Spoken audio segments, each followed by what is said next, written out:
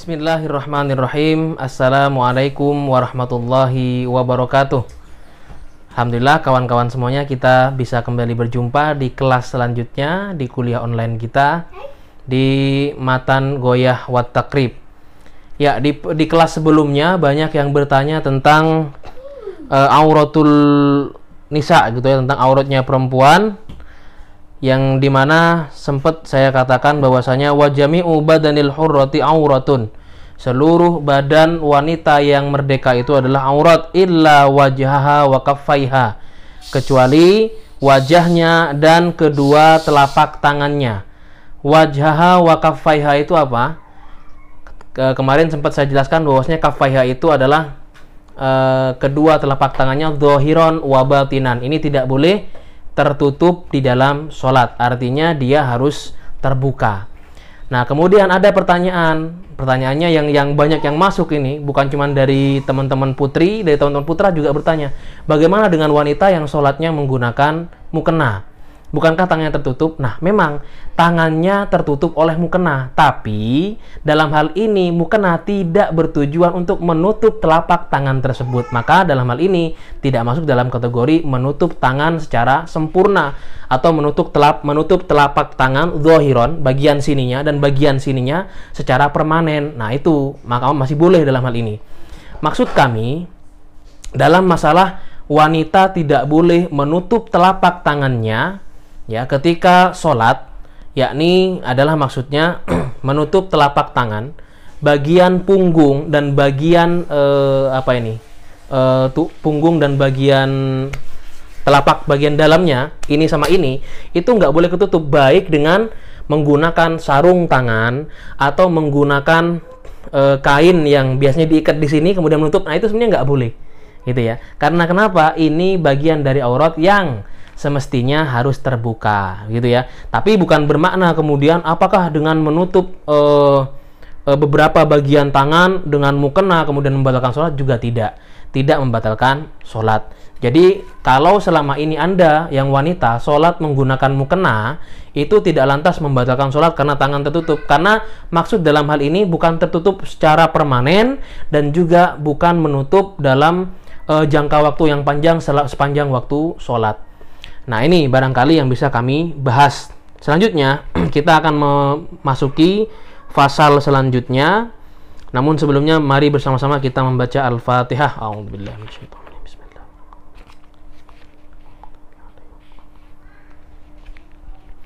Ya, kita baca faslun wa raka'atul faraidi sab'ata asyara raka'atan. Ini berbicara tentang rakaat salat fardu. Tapi sepertinya kita sekedar baca saja dan ini insya Allah tidak masuk dalam materi kita. Tapi kita baca wa raka'atul faraidi sab'ata asyara raka'atan fiha arba'un wa thalathuna sajdatan wa arba'un wa tis'una takbiratan wa tis'u tasyahhudatin wa asyru taslimatin wa mi'atu wa thalathun wa khamsuna tasbihatin wa jumlatul arkani fis sholati mi'atu wa sittatun wa ishruna ruknan fi subhi thalathun ruknan wa fil maghribi ithnani wa arba'una ruknan wa fir rubaiyati arba'atu wa khamsuna ruknan wa man ajaza anil qiyami fil fariidati shalla jalisan wa man ajaza anil julusi shalla muttaji'an. Baik. Artinya jumlah rakaat sholat fardu ada 17 rakaat, 34 sujud, 94 takbir, 9 tahiyat, 10 salam, kemudian 153 tasbih. Lalu jumlah rukun dalam sholat ada 126 rukun. Kalau diperinci, maka sholat subuh ada 30 rukun, maghrib 42 rukun, sholat 4 rakaat ada 54 rukun, yakni duhur, asar, dan isya itu 54 rukun.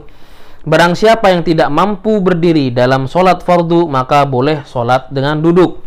Yang tidak mampu duduk boleh dengan sholat tidur miring gitu ya. Sholatnya tidurnya sholat yang tidak bisa duduk, maka ajaza anil julusi sholat muttaji'an, maka tidurnya dengan maka sholatnya dengan posisi tidur yang miring ke arah kiblat.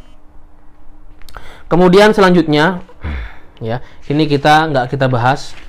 Selanjutnya, nah ini kita bahas, masuk dalam materi, barangkali materi ujian kita. Faslun wal matruku minas sholati thalathatu asya'a. Ya, wal matruku minas sholati thalathatu asya'a. Yang artinya perkara yang tertinggal dalam sholat itu ada 3 macam. Yakni, ya, yang pertama fardun, yang pertama adalah fardu, wa sunnatun, kemudian sunnah, dan kemudian hay'atun dan hay'ah.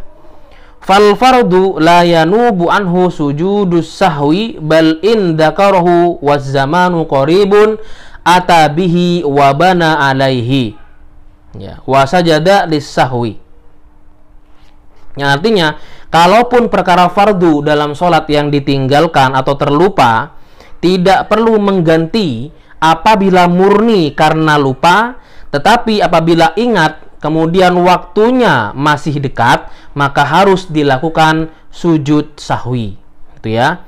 Harus dilakukan, maksudnya bana alaihi itu ditutup jumlahnya gitu ya. Yang tertinggal tadi dikerjakan, kemudian sujud sahwi. Maksudnya begini. Di antara fardunya sholat itu adalah rukun-rukun yang ada dalam sholat. Kalau ternyata dalam sholat, misalkan sholat 4 rakaat, imam dan makmum misalkan sama-sama lupa tahiyat awal, sama-sama lupa tahiyat awal, baru ketika salam, assalamualaikum, assalamualaikum, ada satu makmum yang baru teringat, ini tertinggal satu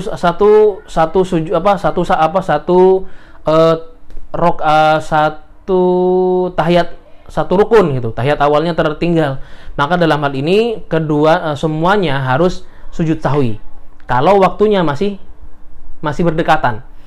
Yang kedua, kalau misalkan lupa jumlah rokaat, maka fardu sholat dalam hal ini masuk yang tertinggal. Dalam hal ini bana alaihi, dilengkapi jumlah rokaatnya ketika salam, assalamualaikum, assalamualaikum, kok ada yang ingetin kurang 1, nah baru bangkit lagi, sholat 1 rokaat, baru kemudian melaksanakan sujud sahwi.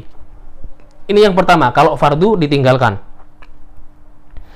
Wa sunnatu la ya'udu ilaiha ba'da talabbusi bil fardi lakinnahu yasjudu lis-sahwi anha. Sementara perkara yang sunnah, ya,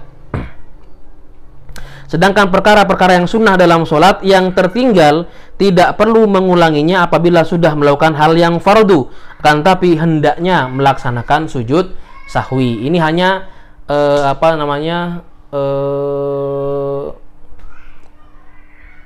anjuran saja, sifatnya hanya anjuran. Untuk perkara yang sunnah dalam sholat itu sifatnya hanya anjuran untuk melaksanakan sujud sahwi, tapi sebenarnya nggak perlu. Termasuk diantaranya adalah kalau terlupa bacaan ketika bacaan surah pendek ketika sholat.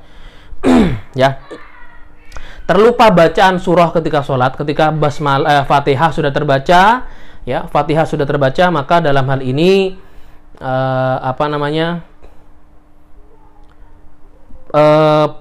tidak perlu bagi imam untuk melaksanakan sujud sahwi.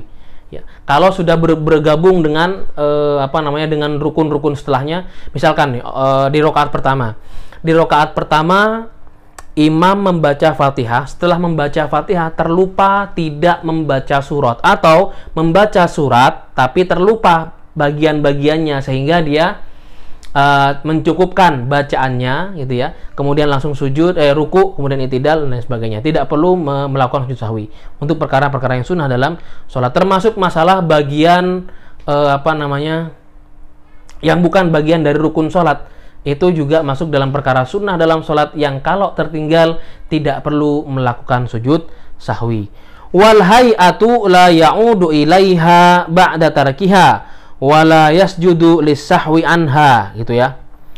Kemudian yang selanjutnya adalah hay'ah, yang tertinggal tidak perlu mengulangi dan tidak perlu sujud sahwi, ya. Wal hay'atu la ya'udu ilaiha ba'da tarkiha wala yasjudu lis-sahwi anha. Tidak perlu mengulangi untuk hay'ah itu adalah perkara-perkara yang bersifat posisi dalam sholat, misalkan tawarruk, lupa tawarruk, ya, di akhir daripada sholat, di tahiyat akhir daripada sholat, Anda lupa melaksanakan tawarruk, maka tidak perlu mengulangi atau bahkan tidak perlu untuk melaksanakan sujud sahwi. Ini bagian dari hay'ah dalam sholat. Wa idza syakka fi adadi ma ata bihi minar rakaati bana 'alal yaqini wa huwal aqallu wa sajada li sahwi. Apabila ragu dalam jumlah rakaat sholat, maka lakukan berdasarkan jumlah dalam rakaat sholat yang paling sedikit, gitu ya. Misalkan rakaat sholatnya yang dilakukan adalah 3 rakaat. Anda lupa ini masuk rakaat keberapa, begitu. Maka yakinilah itu baru masuk rakaat yang terkecil, misalkan rakaat kedua. Atau di rakaat keempat, Anda ini ragu, ini ketiga atau keempat, maka seharusnya dianjurkan bagi Anda untuk mengambil rakaat yang terkecil dari yang diyakini, yaitu angka 3 itu. Begitu ya. Baru kemudian sajadah lis sahwi, baru kemudian sujud sahwi. Wa sujudus sahwi sunnatun wa mahalhu qabla salam. Sujud sahwi itu sunnah dan dilakukan sebelum salam. Termasuk diantaranya ya, diantara sunnah yang disarankan untuk melaksanakan sujud sahwi. Ini berbeda. Diantaranya adalah kalau dalam mazhab Syafi'i itu kunut. Ya. Kunut itu dalam mazhab Syafi'i adalah sunnah muakkadah dalam sholat. Karena sunnah muakkadah, maka kalau terlupa atau tertinggal dalam sholat, si makmum atau si jamaah yang terlupa ini atau individu yang sholat sendirian misalkan terlupa untuk melaksanakan kunut, maka sujud sahwi, gitu ya. Begini. Tayyib. Faslun. Wa khamsatu awqatin la yusalla fiha illa sholatun laha sababun. Ada 5 perkara, 5 waktu. Ada 5 waktu yang tidak boleh bagi kita untuk melaksanakan sholat kecuali sholat laha sababun. Ini istilahnya sholat dzatus sabab. Ingat, harus dicamkan ya. Dicatat, ada sholat namanya sholat dzatus sabab, yakni sholat-sholat yang dilakukan karena sebab-sebab yang jelas. Misalkan habis wudhu melaksanakan sholat sunnah, namanya sholat sunnah wudhu. Masuk ke masjid, ada sholat karena disebabkan dia masuk masjid, maka dia melaksanakan sholat tahiyatul masjid.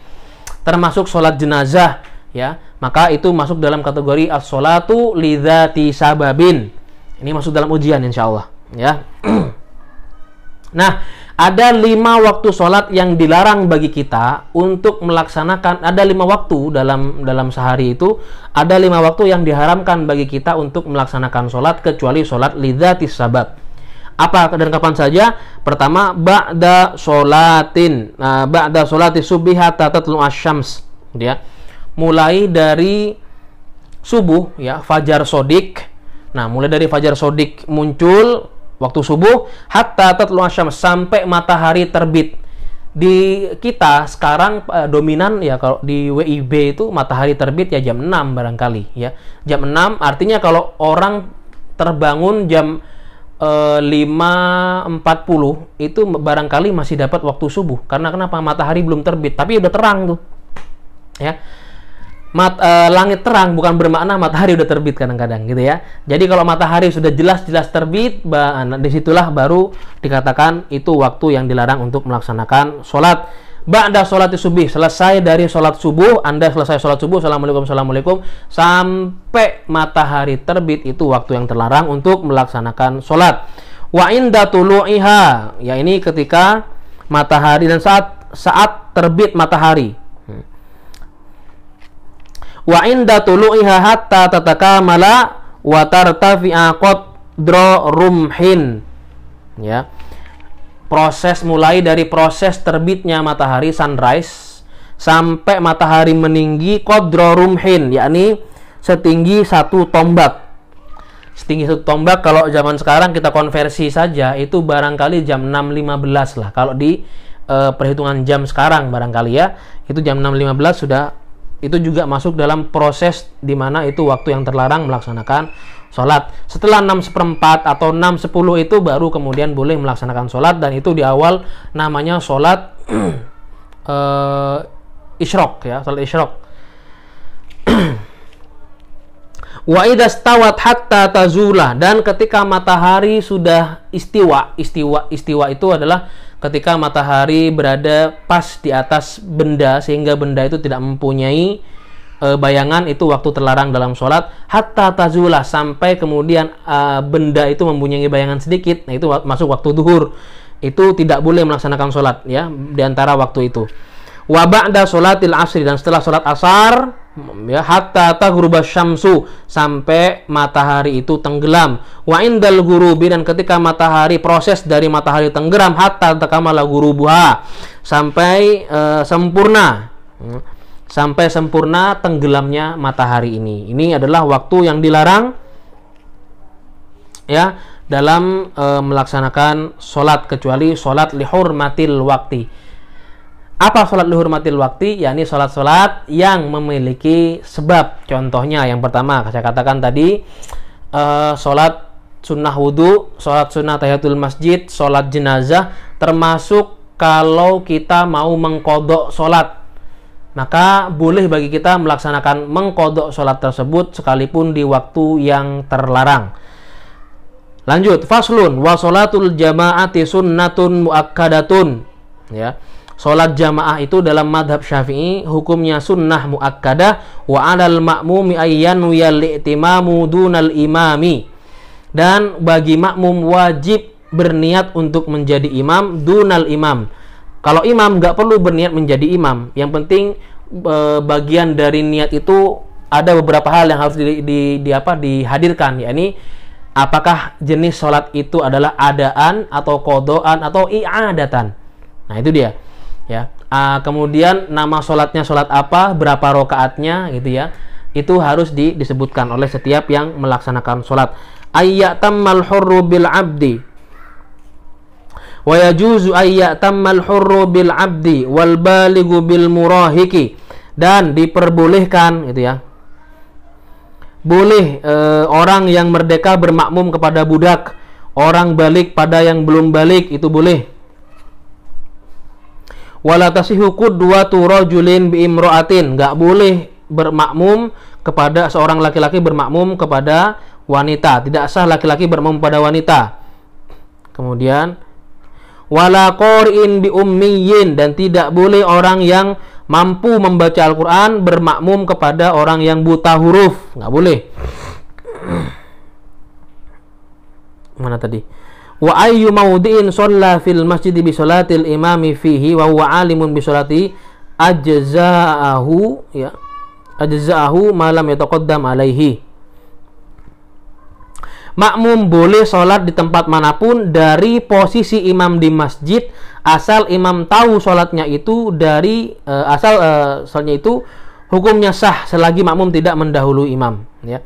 Makmum boleh sholat di tempat manapun dari posisi imam di masjid, asal imam tahu sholatnya itu hukumnya, imam tahu kalau ada makmum di belakangnya, dan itu hukumnya sah ya, selagi sholat di masjid dan makmum sekalipun makmum itu berada di luar ya. Yang jelas nggak boleh mendahului malam yataqaddam alaihi, sepanjang tidak boleh berada di depan imam. Jadi termasuk diantaranya ya, kalau kita lihat kepada kasus zaman sekarang virus corona, ada sholat berjamaah tetap diadakan di masjid tapi jaraknya renggang, itu tidak membuat sholat itu batal, sholatnya tetap sah gitu ya. Posisi soft yang yang renggang ya, tidak lurus, kemudian renggang, kemudian berjarak, itu tidak membuat sholat itu tidak sah.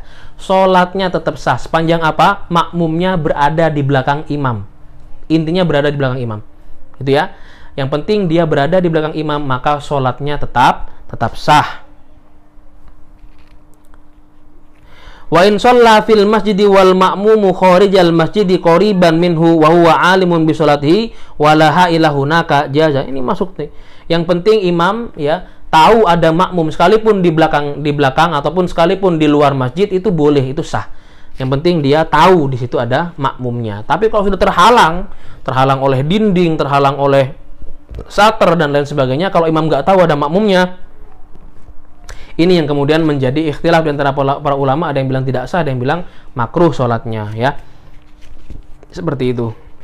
Jadi kalau ngomongin fikih tentang bagaimana hukum sholat berjamaah tapi renggang-renggang softnya, secara fikih hukumnya sah, sholatnya sah, tidak ada masalah, ya. Tapi mungkin barangkali tidak mendapatkan fadilah daripada soft itu sendiri, gitu ya. Ya, karena kenapa?